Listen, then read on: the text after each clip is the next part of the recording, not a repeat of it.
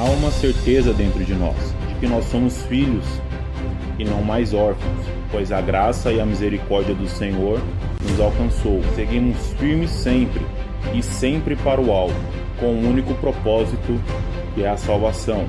Não somos mais escravos, pois foi para a liberdade que Cristo nos libertou. E hoje podemos desfrutar da abundância que há na casa do Pai. Nós temos tudo em Cristo Jesus.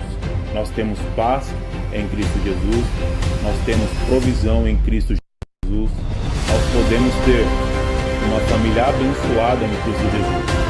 Vocês não precisam temer mal algum, pois Cristo está e estará com vocês todos os dias da sua vida. O próprio Senhor irá à sua frente e estará com você, e Ele nunca o deixará, nunca o abandonará. Então não tenha medo e não desanime. Não somos apenas amigos ou irmãos em Cristo Jesus. Somos uma família. E EQ Guarulhos, uma igreja que nasceu para amar. 10, 9, 8, 7, 6, 5, 4, 3, 2,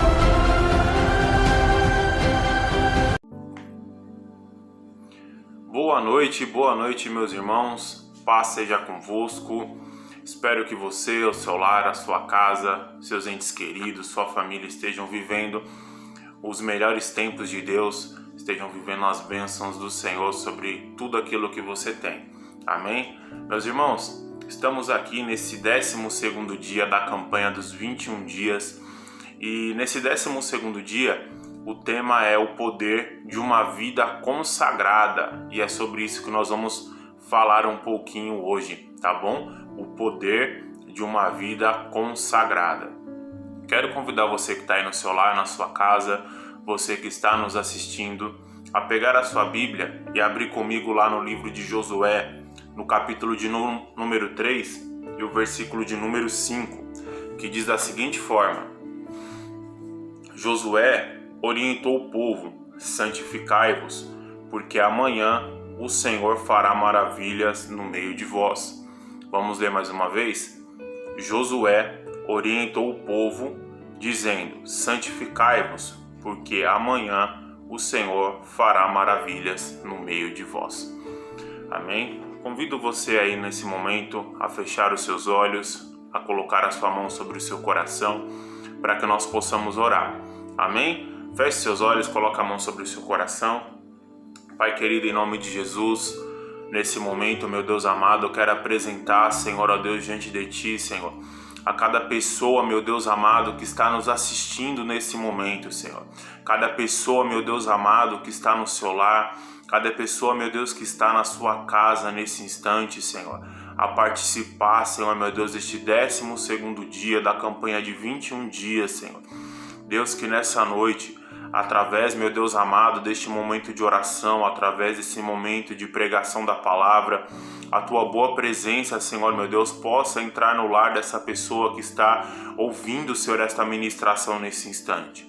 Pai, no nome de Jesus, a Tua presença possa conduzir esta irmã, este irmão, esta pessoa, Senhor, ó Deus, a um patamar novo de intimidade com o Senhor. Que o coração, Senhor, desta pessoa seja atraído para Ti, Jesus. Que o coração, meu Deus amado, desta pessoa seja atraído, meu Pai, para a Tua presença nessa noite. Deus, abre os ouvidos, ó Pai, desta pessoa para que ela possa ouvir com clareza a Tua voz. Abre o coração dela, Senhor. Tira também toda a dureza, tudo aquilo, Senhor, que foi causado pelas circunstâncias e pela dificuldade. Deus, e traz, ó Pai amado, uma sensibilidade ao coração dessa pessoa, para que ao sentir o toque da Tua presença, Senhor, ela não tenha dúvidas de que é o Senhor trabalhando. Pai, eu oro pela vida desta pessoa, oro, Senhor, pedindo para que a Tua palavra possa encontrar no coração de cada um, Senhor, uma terra boa, Senhor, para que quando a boa semente da Tua palavra, Senhor, cai no coração desta pessoa, essa semente, Senhor, venha frutificar a 30, 60 e 100 vezes mais, Senhor, daquilo que ela está sendo semeada. Pai amado, toma as causas que este irmão, que esta irmã considera impossível, considera difícil. Senhor, toma, Senhor, e entra com providência nessas causas.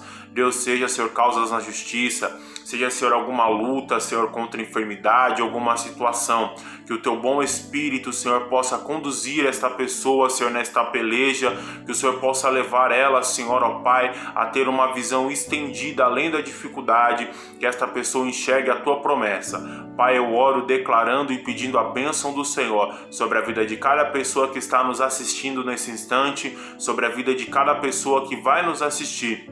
Que a tua bênção venha sobre cada lar, sobre cada família, sobre cada pessoa, no nome de Jesus. Amém. Amém, meus irmãos. Quero compartilhar com vocês essa palavra aqui. Quero ser bem breve, né? Vou ser bem breve aqui no que o Senhor passou para nós no dia de hoje. Meus irmãos, a Bíblia relata no livro de Josué essa seguinte passagem que ela é tão conhecida, que ela às vezes é tão citada, que ela é tão guardada em nossos corações, né? Que é esse versículo de Josué 3:5, que a Bíblia diz que Josué orientou o povo dizendo: santificai-vos, porque amanhã o Senhor fará maravilhas no meio de nós. Mas para entender um pouco melhor sobre esta passagem, para entender um pouco melhor sobre o que se trata esse santificai-vos, eu gostaria de ler com vocês a partir do versículo 1, né?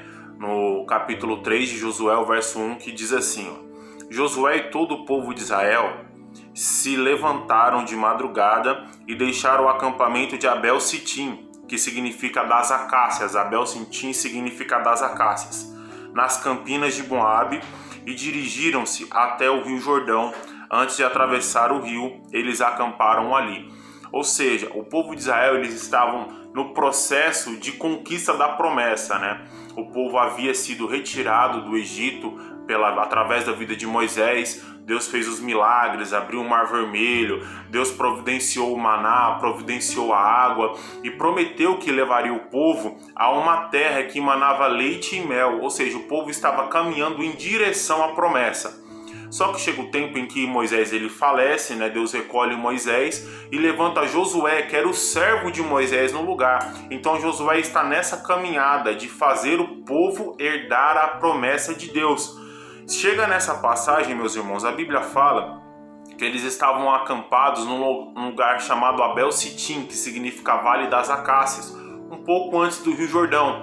Então Josué está de frente com a terra da promessa e um dos primeiros obstáculos que eles teriam seria a travessia do Rio Jordão. Meus irmãos, e diferente de hoje, antigamente a travessia de um rio, principalmente o Rio Jordão, que era um rio muito grande, um rio largo, um rio caudaloso, diferente de hoje, que é muito fácil. Hoje nós temos pontes, temos barcos, temos uma tecnologia avançada para atravessar qualquer tipo de rio, né? Nós temos aqui mesmo em São Paulo, nós podemos ver muitas tecnologias que nós podemos atravessar de um lado para o outro de qualquer rio em questão de minutos ou até mesmo segundos. Mas antigamente não. Antigamente essa tecnologia não existia, então era uma dificuldade muito grande. Assim como em toda a conquista militar, assim como em toda a peleja militar, o ponto geográfico de localização sempre é muito difícil para que uma terra seja invadida, né? Sempre tem algumas barreiras geográficas antes de uma conquista militar, né? Falando um pouco sobre isso. É sempre um exército que quer dominar o outro, ele estuda o local onde a outra nação está para ver as dificuldades, se tem floresta, se tem montanha, se tem rio, se tem vale, se tem... Então é feito um estudo. Nesse tempo, a dificuldade militar que eles iriam enfrentar, uma das primeiras seria o Rio Jordão. Por quê? Era necessário atravessar com todo um povo pelo Jordão, né? E era um povo, mais ou menos, se não me falha a memória, o povo de Israel nessa época alcançava mais ou menos 1 milhão de pessoas. E então já seria uma travessia difícil, porque era necessário que todo o povo atravessasse, não somente os exércitos de Israel, não somente os sacerdotes com a arca que iam adiante, mas todo o povo era necessário atravessar aquele Jordão. Assim também é conosco, né? Diante das dificuldades, diante das nossas análises da vida, né? Muitas vezes nós fazemos análises financeiras, análises espirituais, ministeriais, para saber se nós conseguimos superar aquela luta, aquela dificuldade. Às vezes você está enfrentando uma enfermidade, um problema financeiro, um problema com alguém. Nós fazemos análises para ter a noção do tamanho da luta ou da dificuldade que nós vamos precisar enfrentar para chegar na promessa ou para chegar naquele alvo que nós queremos. O povo fez essa análise, assim como também nós fazemos diariamente análise sobre aquilo que nós estamos enfrentando. e eles constataram que seria necessário atravessar aquele rio, mas a dificuldade era muita. Seria difícil atravessar. Para um homem, para um soldado, talvez não, mas por uma mãe, para uma pessoa com as suas debilidades, né? Lembrando que o povo de Israel era um povo escravo, né? Eles sofreram com a escravidão do Egito, eles sofreram no deserto, eles sofreram durante o caminho, então possivelmente havia pessoas debilitadas. Então como que uma pessoa com dificuldade de se movimentar teria facilidade de atravessar o rio? Seria difícil. Mas em tudo, meus irmãos, em tudo, esses últimos dias Deus tem colocado no meu coração uma seguinte frase que diz assim: quando acaba a força do homem, é que a força de Deus começa a operar. Então, quando as nossas mãos não conseguem mais alcançar, não conseguem mais realizar, a força de Deus começa a operar. O impossível começa a acontecer. Então Deus tem ministrado isso ao meu coração, e é mais ou menos o que está acontecendo aqui no texto.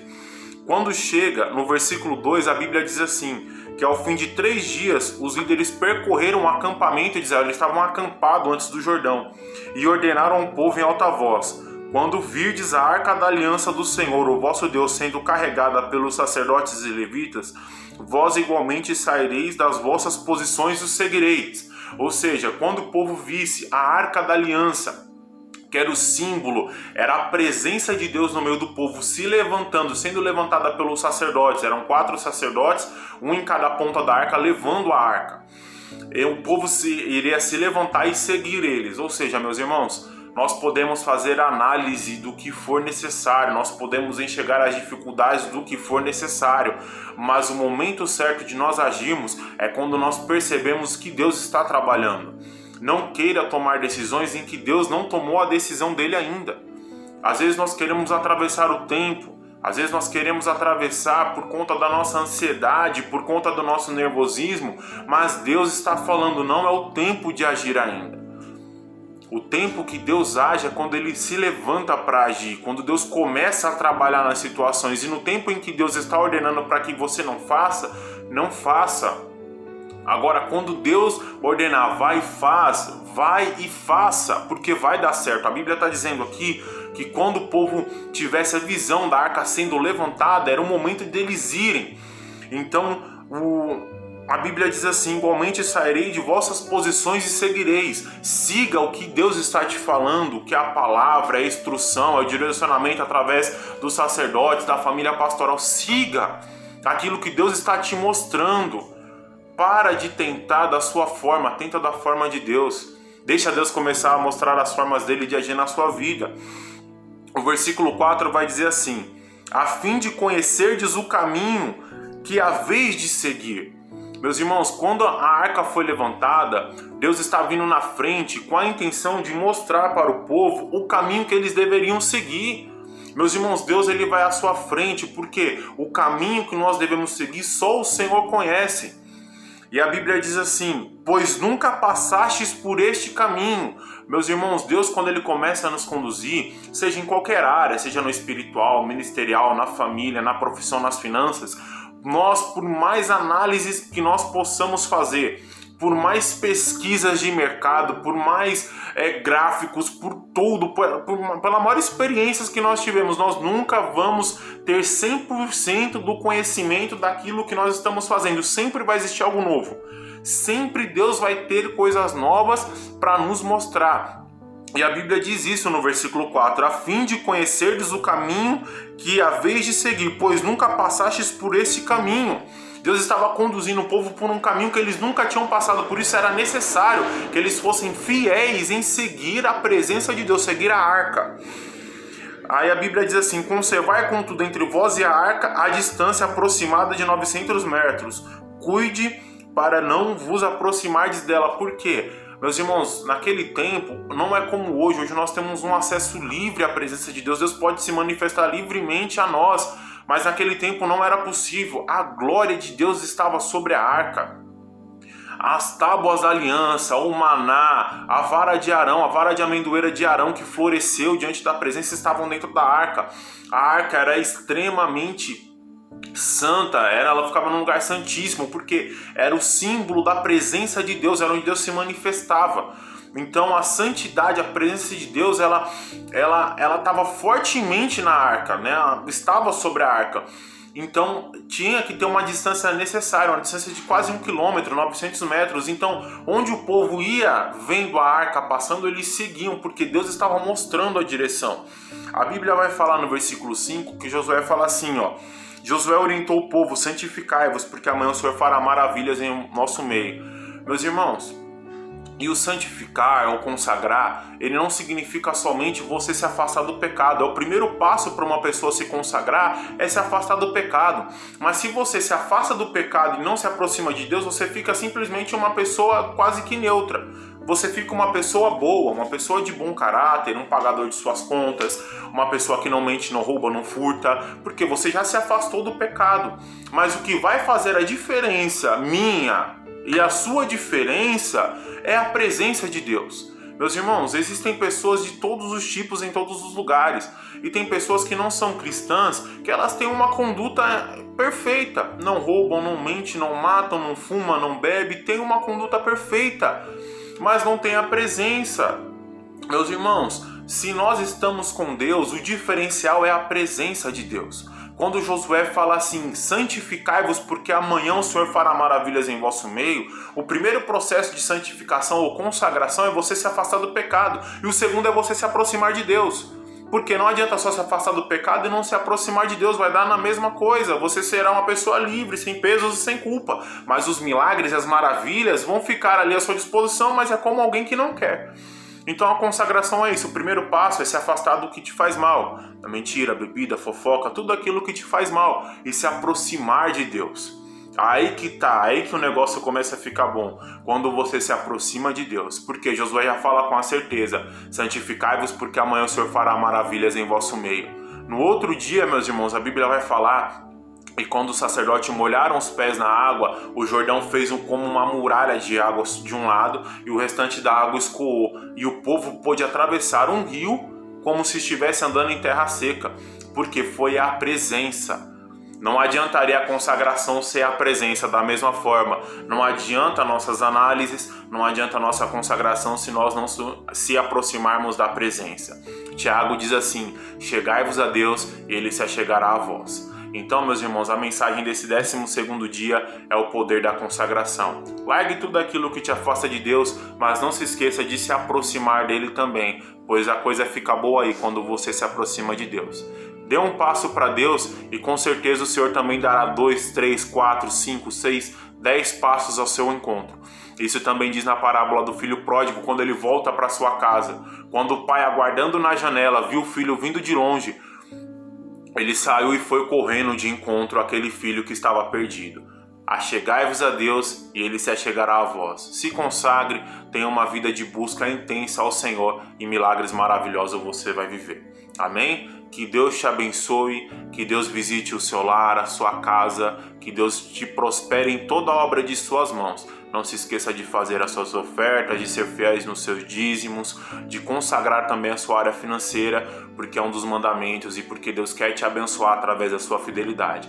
Meus irmãos, Deus te abençoe, um dia e um final de semana de vitória, que o Senhor Jesus abençoe seu lar, sua casa e tudo que você tiver, em nome de Jesus. Até a próxima, Deus abençoe.